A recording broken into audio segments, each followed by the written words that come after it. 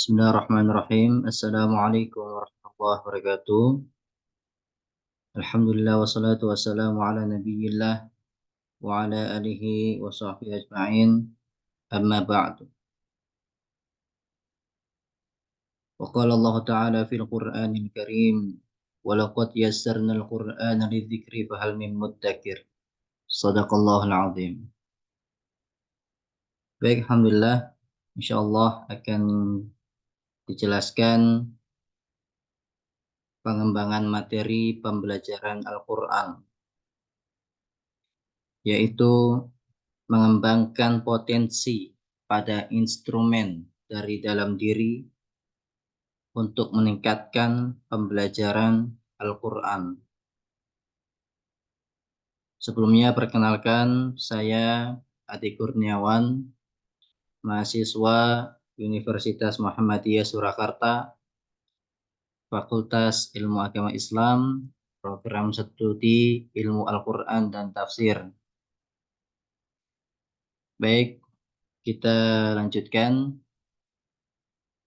Dalam pengembangan materi ini memiliki visi, yakni membina dan menginspirasi anak-anak untuk mencapai potensi maksimal mereka dan melatih generasi muda untuk menjadi pemimpin yang jujur, yang benar, pemimpin yang cerdas, pemimpin yang tabligh, dan pemimpin yang amanah. Dan memiliki misi menciptakan tren baru dalam pendidikan, khususnya pendidikan pembelajaran Al-Quran, yakni membina karakter dewasa, otak dinamis, dan gaya hidup yang unggul, serta islami. Baik, kerangka pembelajaran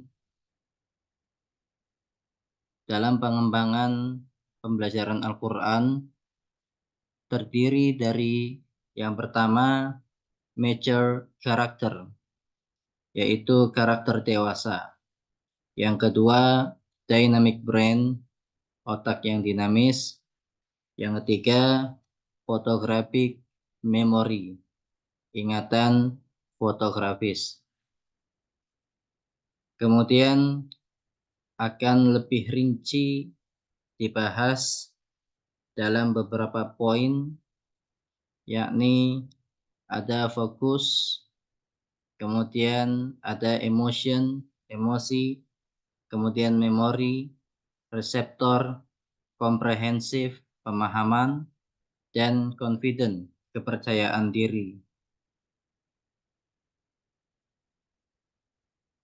Pembelajaran instrumen ini akan sangat efektif pada usia 5-15 tahun, yaitu usia pembenihan atau penanaman pada anak yang membiasakan diri dalam hal-hal kebaikan. Maka dari itu,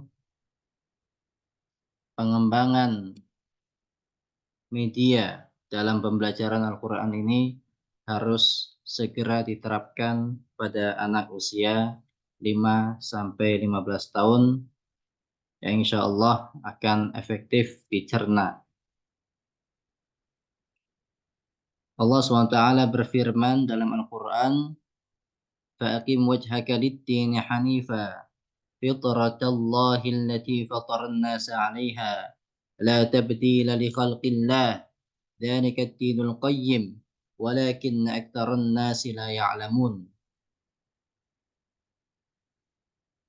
Kata Allah dalam Al-Quran, surah Rum ayat 30, maka hadapkanlah wajahmu dengan lurus pada agama Allah. Tetaplah atas fitrah Allah yang telah menciptakan manusia menurut fitrah itu. Tidak ada perubahan pada fitrah Allah. Itulah agama yang lurus. Tetapi kebanyakan manusia tidak mengetahui. Dijelaskan dalam ayat tersebut bahwa salah satu metode pendidikan anak adalah dengan menanamkan kebiasaan-kebiasaan yang sesuai dengan syariat Islam. Kebiasaan-kebiasaan yang ditanamkan kepada anak sejak usia dini akan terbawa hingga anak tumbuh menjadi dewasa. Maka pembiasaan akan hal-hal yang baik ini penting untuk dilakukan. Kita masuk pada pembahasan pertama, mature karakter, yakni karakter dewasa. Qala Nabi sallallahu alaihi wasallam, "Ma nahala walidun waladahu afdala min adabin hasanin."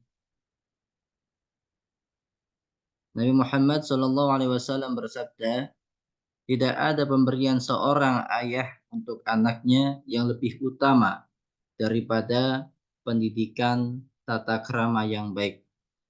Hadis riwayat Tirmidzi dan Al-Hakim. Yang kedua ada dynamic brain, otak yang dinamis.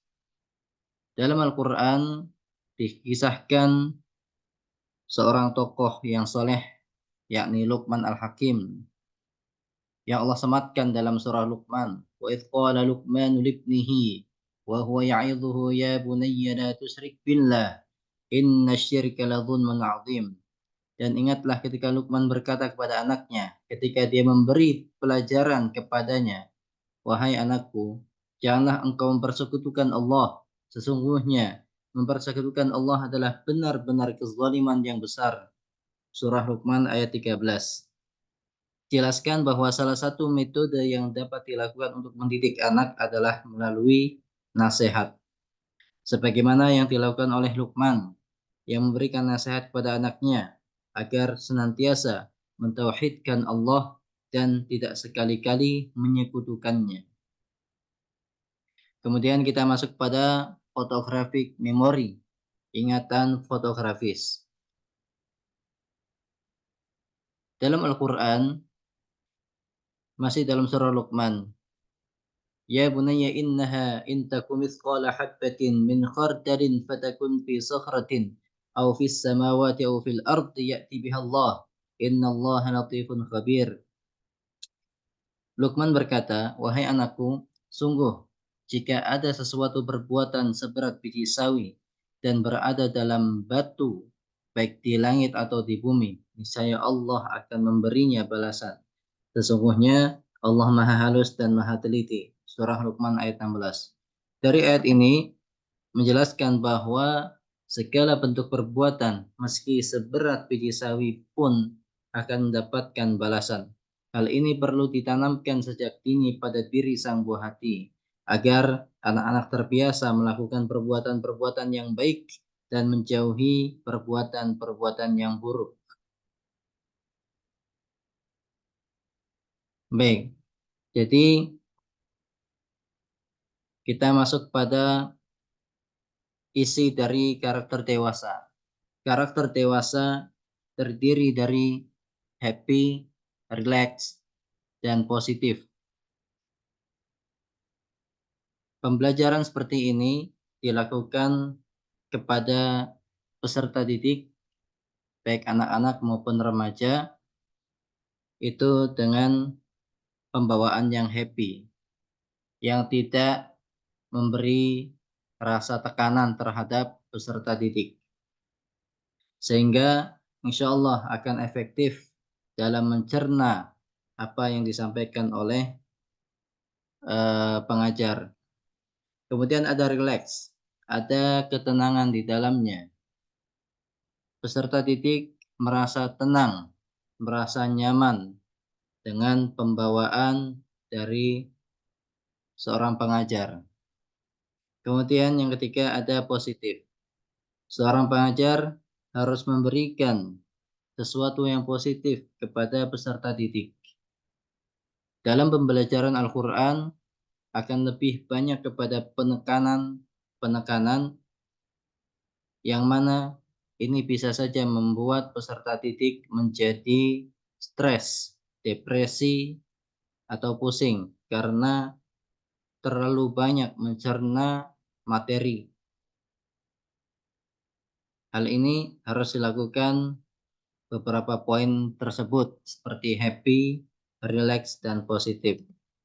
Kemudian ada isi dari dynamic brain, otak dinamis, yakni kita harus intuition, ya, harus memaksimalkan intuisi dari peserta didik supaya bisa menangkap pelajaran yang kita sampaikan.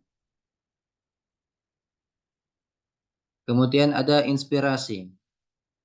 Seorang pengajar harus terus memberikan inspirasi kepada peserta didik, baik melalui kisah-kisah terdahulu maupun melalui janji-janji Allah yang ada di Al-Quran, yang mana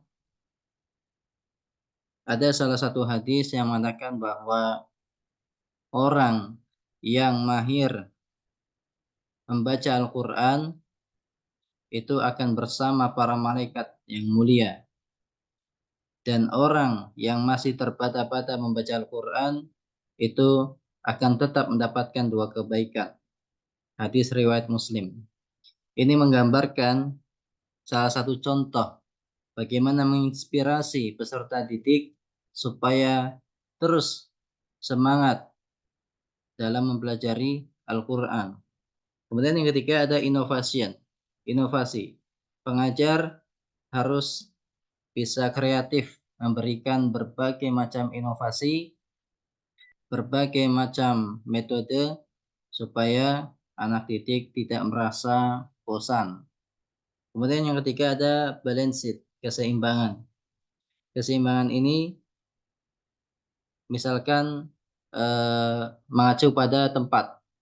Biasanya pembelajaran Al-Quran dilakukan di indoor, di ruang tertutup, misalnya di kelas, di musola, atau di asrama.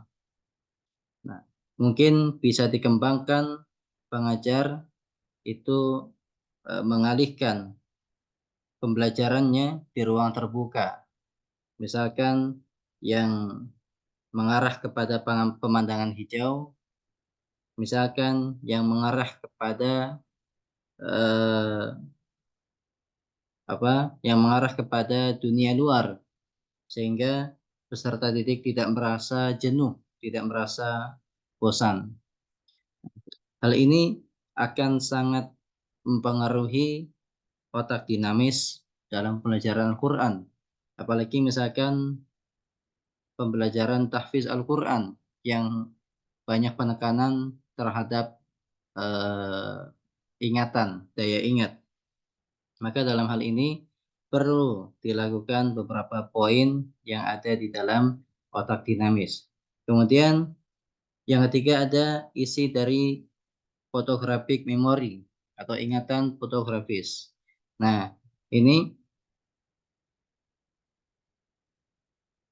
lebih rincinya kepada peserta didik kelas tahfiz Al-Quran. Di dalamnya ada attention, perhatian. Seorang guru pengajar, seorang ustaz harus terus memberikan perhatian kepada santri tahfiz agar agar santri tahfiz tidak merasa ditinggal sendirian. Hal ini sangat berpengaruh kepada santri tahfiz yang manakala ketika jenuh dan tidak diperhatikan oleh gurunya, oleh ustaz, oleh pengajarnya, maka ia akan putus asa dan akan malas menghafal atau bahkan berhenti menghafal. Yang kedua, ada concentration. Konsentrasi. Konsentrasi ini sangat penting sekali bagi seorang pengajar, bagaimana membuat situasi para santri, peserta didik, supaya tetap bisa fokus konsentrasi. Misalkan ditentukan targetnya, kemudian ditentukan lokasinya. Maka dalam hal ini akan memiliki konsentrasi yang tinggi karena di dalamnya seorang pengajar sudah memberikan target kepada santri supaya bisa menyetorkan hafalannya. Kemudian yang ketiga, ada fokus. Seorang pengajar diharuskan tetap fokus dalam materi yang diajarkannya. Dan juga selain itu, seorang pengajar harus fokus dengan situasi lapangan dan situasi keadaan para santrinya. Sehingga bila terjadi hal-hal yang tidak diinginkan, pengajar bisa cekatan memberikan solusi, bisa cekatan memberikan penanganan terhadap santri yang memiliki masalah dalam pembelajaran Al-Qur'annya.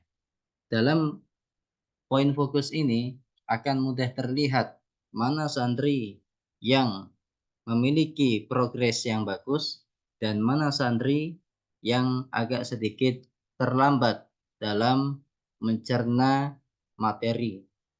Hal ini sangat efektif apabila diperhatikan, dijalankan dengan penuh konsentrasi dan dijalankan dengan fokus yang satu, yakni target dari pembelajaran tersebut. Artinya, seorang guru, seorang pengajar tidak terlalu banyak membebani peserta didik, tidak terlalu banyak membebani para santri untuk mencapai target-target yang lain. Maka difokuskan targetnya dengan target yang terdekat terlebih dahulu. Jangan menyampaikan target-target yang masih jauh.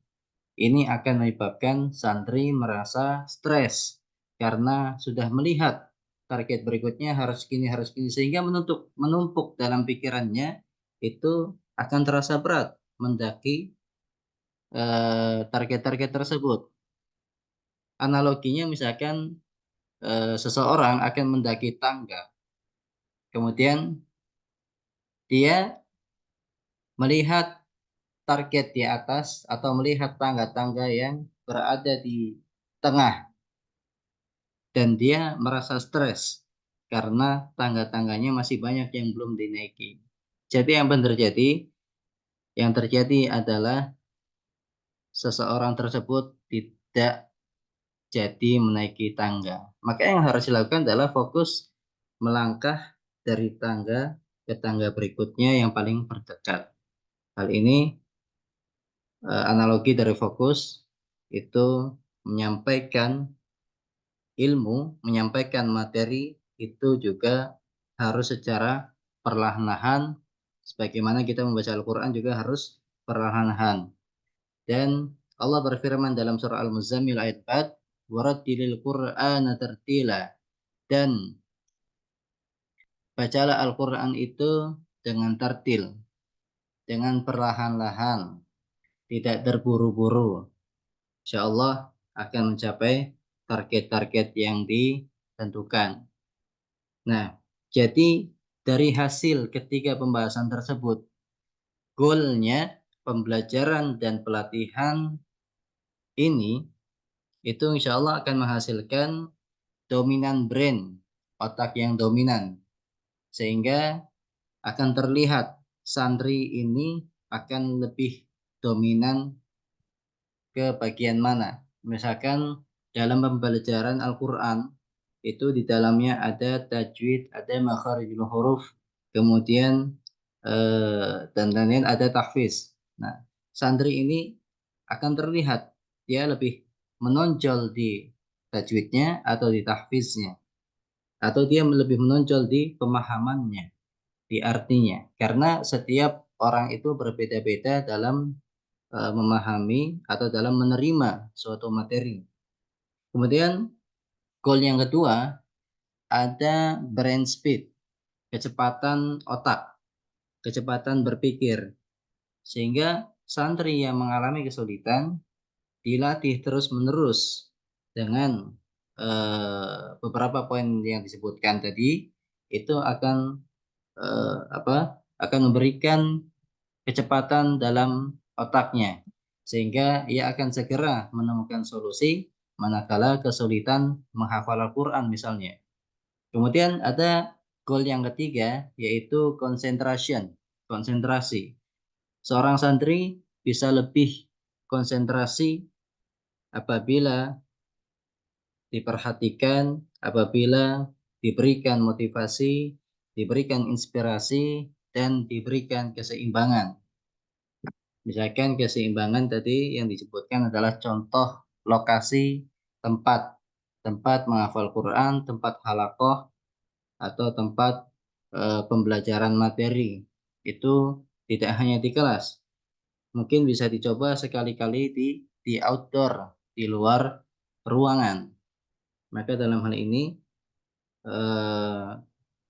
pikiran otak dari santri akan lebih kuat dalam konsentrasinya karena dia menerima suasana yang berbeda-beda sehingga akan menghilangkan rasa jenuhnya. Yang ketiga, attention, yaitu perhatian.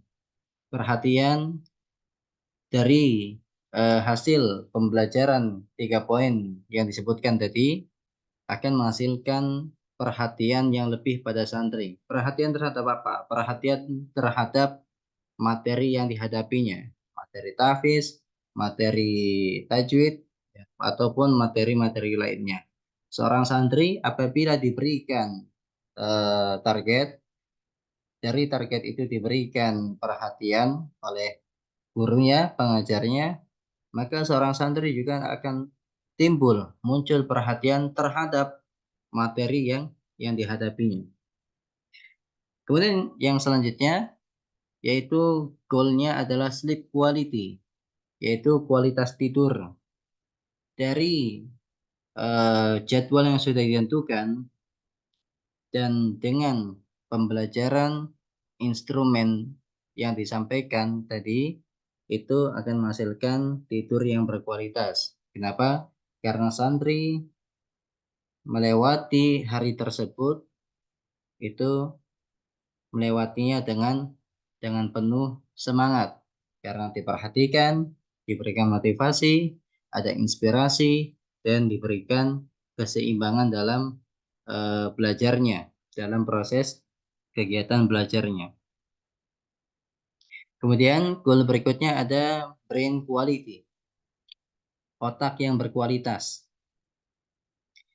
Misalnya dalam pembelajaran Al-Quran, itu seringkali santri peserta didik itu dituntut untuk menghafalkan bait-bait, menghafalkan rumus, atau menghafalkan ayat-ayat Al-Quran. Maka otaknya akan terasah secara perlahan-lahan. Dalam hal ini tidak hanya terasah begitu saja, akan tetapi ada tangga-tangga yang tadi, ada perhatian, ada pemberian motivasi, inspirasi, ya, dan ada diberikannya keseimbangan dalam proses pembelajarannya. Kemudian ada physical activity, ya, aktivitas fisik. Aktivitas fisik ini mengacu kepada gerakan fisik dari seorang peserta didik yang menerima pembelajaran berupa perhatian, berupa pelatihan otak, berupa motivasi, inspirasi, sehingga aktivitas fisiknya akan menunjukkan seperti akan menunjukkan apa yang dia terima materi itu. Misalkan materinya menginspirasi eh, ulama terdahulu dalam mempelajari Al-Quran. Maka bila ini diteruskan dan istiqomah diajarkan kepada peserta didik, maka ini akan mempengaruhi aktivitas fisik dari peserta didik. Ya, misalkan pembelajarannya pada bab motivasi atau inspirasi dari ulama-ulama terdahulu, maka dia akan termotivasi. Mungkin dari akhlak ulamanya atau dari cara belajar ulamanya, misalkan cara belajarnya Imam Syafi'i misalkan. Kemudian diceritakanlah pengalaman Imam Syafi'i selama mendalami agama Islam. Nah, ini akan eh, apa? Menular atau akan mempengaruhi aktivitas fisik dari santri tersebut. Kemudian, goal berikutnya yang terakhir final adalah memori, yaitu daya ingat. Dari materi-materi yang sudah disampaikan dengan melalui motivasi, inspirasi, keseimbangan dan diberikannya santri itu sebuah perhatian yang berkualitas. Tentunya bukan sekedar perhatian ingin menyenangkan santri, tapi perhatian yang benar-benar perhatian dalam meningkatkan kualitas belajar seorang santri. Maka dalam hal ini akan menghasilkan daya ingat, memori yang kuat karena dia mengalami proses belajar yang sangat menyenangkan dan mengalami proses belajar yang berkualitas karena diperhatikan, karena terus diberikan inspirasi, terus diberikan inovasi. Banyak sekali metode-metode yang disampaikan oleh gurunya, oleh pengajarnya. Maka balik lagi kepada poin utamanya adalah meningkatkan instrumen dari dalam diri. Ini sangat fundamental bagi para pendidik, para pengajar dalam pengembangan dalam pengembangan media pembelajaran Al-Qur'an maupun dalam pengembangan materi pembelajaran Al-Qur'an. Keduanya itu sangat berkesinambungan dalam materi materi yang disampaikan ini. Baik. Jadi itu beberapa materi yang insya Allah dapat meningkatkan kualitas belajar dari peserta didik, dapat meningkatkan kualitas pencernaan materi dari peserta didik. Maka insya Allah bila ini dilakukan secara rutin istiqomah dan dilakukan dengan baik dan benar, insya Allah akan menghasilkan santri-santri yang luar biasa. Tidak hanya unggul dalam bidang materi, tapi juga unggul dalam bidang akhlak, karena ia mengalami proses belajar yang penuh dengan kelembutan, penuh dengan inovasi, penuh dengan inspirasi, motivasi, dan intuisinya itu akan berkembang pesat. Intuisi seorang seorang santri. Maka dalam hal ini, pembelajaran Al-Quran itu harus dimulai dari sesuatu yang sangat dasar, yang sangat fundamental, yakni dari instrumen seorang dari instrumen seseorang itu. Maka insya Allah eh, bila instrumennya sudah terbentuk dengan baik, dia akan bisa menerima, mencerna setiap materi dengan efektif. Baik, itu aja materi kali ini. Insya Allah mudah-mudahan bermanfaat. Nasrul minallah wa fathun qarib wa basyiril mu'minin. Bila taufiq wal hidayah. Wassalamualaikum warahmatullahi wabarakatuh.